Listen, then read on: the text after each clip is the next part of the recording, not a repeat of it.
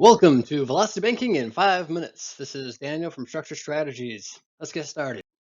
What is Velocity Banking? Velocity Banking is a portfolio management system that's going to increase our cash flow, accelerate debt paydown, manage risk, and improve credit. This is without refinancing, and it's not a new budget. First, let's look at the problem. So when we get to qualify for a loan, we're going to go to the bank. They're going to ask for all of our financial statements. They're going to use that to generate a rate.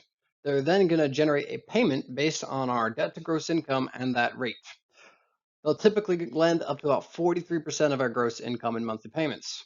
However, that's going to be over about 50% of our overall income, which is 20% higher than recommended by financial planners. When qualifying for that loan, the bank will approve us for the maximum amount we could possibly pay back. After we purchase the price at the qualified rate, this is going to put a strain on our budget because we're bad consumers. Looking at the truth in lending, a mortgage payment for a $200,000 loan at 4.2% is going to be about $1,000. That first payment of principal is going to be about $278, and the first payment interest is going to be $698, or 71% of the payment.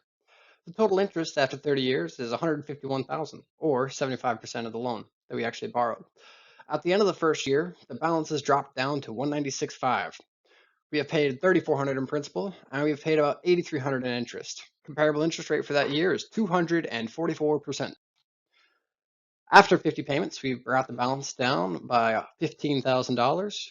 We've paid $33,000 in interest, 44% APR. I want to emphasize that again. In 4 years, we pay $33,000 in interest for $15,000. Looking at some common suggestions is to make additional payments. While this can be a good strategy, the first question is, where's that money going to come from? Should we divest from our 401k or savings contributions? And the second challenge is a mortgage is a one-way road. We can put our money in, but we can't take it back out, which means we lose access to that capital. The second one here is get a shorter amortization schedule, but it's basically just the same as making additional payments, only this time we're forced to make those additional principal payments. Not only that, but it's going to put a higher strain on our debt to gross income because that's now part of our debt to gross income. Finally, you hear refinance for lower payments, but this is going to restart the whole process, and it's going to add the cost of refinancing into the amortization. I really don't like that idea at all. There is another bank product. It's called a line of credit. The features of this line of credit, typically it's going to have a higher APR than loans. However, that APR is calculated based on simple interest on the average daily balance for a month. And we're able to put money in by making a payment and take money out by making withdrawal and purchase. Because it's based on the average daily balance, this is going to allow us to affect the interest rate while still having access to our money. So, what would happen if we put all of our monthly income into our line of credit? We only take it out to pay for expenses. Basically treating it like a checking account, this will allow us to decrease the average daily balance. And it's equivalent to putting that money into an account that's going to pay us interest. So, how much is your checking account paying you? How much your savings account? Money market? CD? Is there anything comparable to the amount of interest you're paying on a line of credit? Probably not.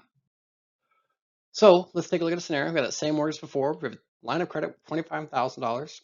Let's make a payment using that line of credit to the mortgage for $15,000. The monthly interest payment for that $15,000 would be $200, and it's going to take us about 14 years to catch up to the $33,000 in interest they were paying on our mortgage.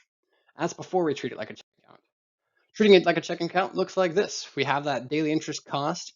As our income comes in, it drops. As our expenses come out, it goes back up. At the end of the month, it should be lower than it was before. And that's the basic concept in our line of credit. So some frequently asked questions. Do you still have access to your money? Yes. Does this create more debt? No. Is this risky? If done incorrectly or without discipline, you can create more debt, and it can be a very bad system. However, when done properly, this method will actually reduce risk. Let's look at a sample scenario. We have a mortgage, it's got $200,000, 30 years left. We have 2 cars totaling about $29,000 with 3 years left. We have a credit card with $6,000 in consumer debt. Total debt, $233,000.